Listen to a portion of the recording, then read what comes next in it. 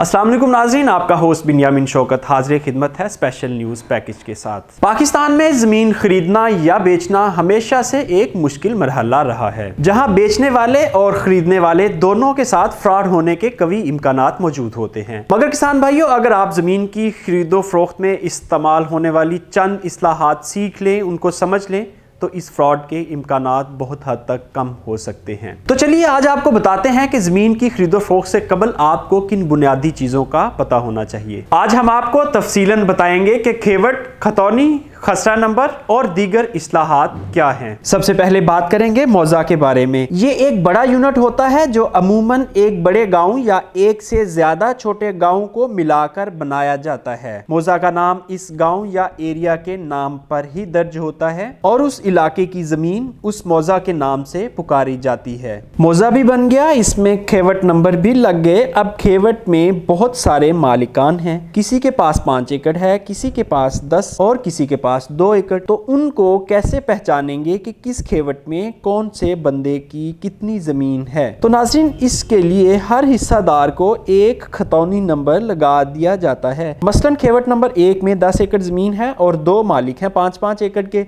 तो इन दोनों को अलग अलग नंबर दिया जाएगा 5-5 एकड़ का, जिसे खतौनी नंबर कहते हैं। ये नंबर भी तब्दील हो सकता है, इसलिए इस नंबर की तब्दीली पर परेशानी की कोई बात नहीं। जब कोई अपने हिस्से की ज़मीन फरोख्त करेगा तो इसका नंबर तब्दील हो जाएगा। नाज़रीन, इसके बाद आता है खसरा नंबर। अब एक खतौनी में जो 5 एकड़ थे, जो हमने मिसाल दी है, ये कम ज्यादा भी हो सकता है। हर एकड़ को एक खास नंबर दिया जाता है जो खसरा नंबर कहलाता है। ये नंबर कभी तब्दील नहीं होता, चाहे कोई फरोख्त करे, मगर खेत का खसरा नंबर एक ही रहेगा और इसमें खेत के चारों तरफ से पैमाइश भी लिखी होती है कि इस खसरा नंबर का जो खेत है इसकी लंबाई चौड़ाई वगैरह क्या है। नाज़रीन, इसके बाद हम बात करेंगे मसावी यानी शजरा के बारे में। शजरा ये मौजा का नक्शा होता है, कहाँ किसका खेत है, कहाँ रास्ता है, ये सब इसमें दर्ज होता है। पटवारी के पास ये नक्शा एक कपड़े पर बना होता है जिसे लट्ठा भी कहा जाता है। अक्सर काश्तकारों को अपनी जमीन में रास्ते का प्रॉब्लम होता है कि उसको सरकारी रास्ता कौन सा लगता है,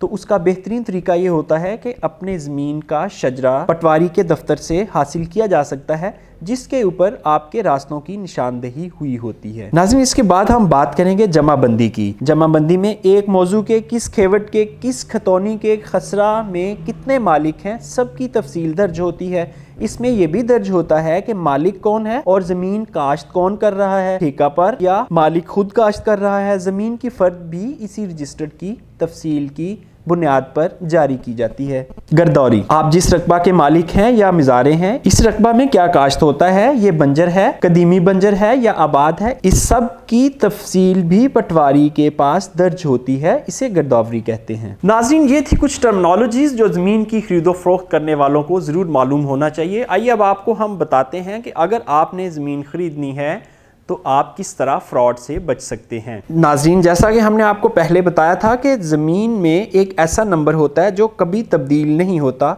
जिसे खसरा नंबर कहते हैं। और आप भी ज़मीन खरीदते वक्त हमेशा फ़र्द खसरा नंबर की निकलवाएंगे और उस खसरा नंबर की फ़र्द की बुनियाद पर आप ज़मीन की खरीदारी करेंगे अपने फिक्स्ड नंबर्स के हिसाब से। इस तरह आप जो एकड़ विज़िट किया होगा आपने, वही एकड़ आपको मिलेगा, क्योंकि उसका खसरा नंबर नहीं बदल सकता। अगर आप मुश्तरका खाते की फ़र्द में से एक एकड़ खरीद लेंगे, मुमकिन है जिसका इंतखाब आपने किया था उसकी बजाय मालिक आपको कोई और एकड़ दे दे जो बंजर हो और बाद में आपके लिए मसले मसाइल पैदा हों। नाज़रीन, इंतहाई बुनियादी नौइयत की 5 चीज़ें हैं जिनको अगर आप जहन में रखें, जिनके ऊपर अमल करके आप ज़मीन खरीदें, तो आपके साथ कभी फ्रॉड नहीं होगा। आइए आपको उनकी तफसील बताते हैं। नाज़रीन, सबसे पहले जो आप ज़मीन खरीदना चाहते हैं उसका फिजिकल विजिट ज़रूर कर लीजिए। कागज़ों की बुनियाद पर कभी ज़मीन मत खरीदिए। ज़मीन का फिजिकल विजिट करने के बाद जो नेक्स्ट मरहला है वो लैंड रिकॉर्ड की चेकिंग है। लैंड रिकॉर्ड की चेकिंग में आपने क्या क्या देखना है, उसमें सबसे पहले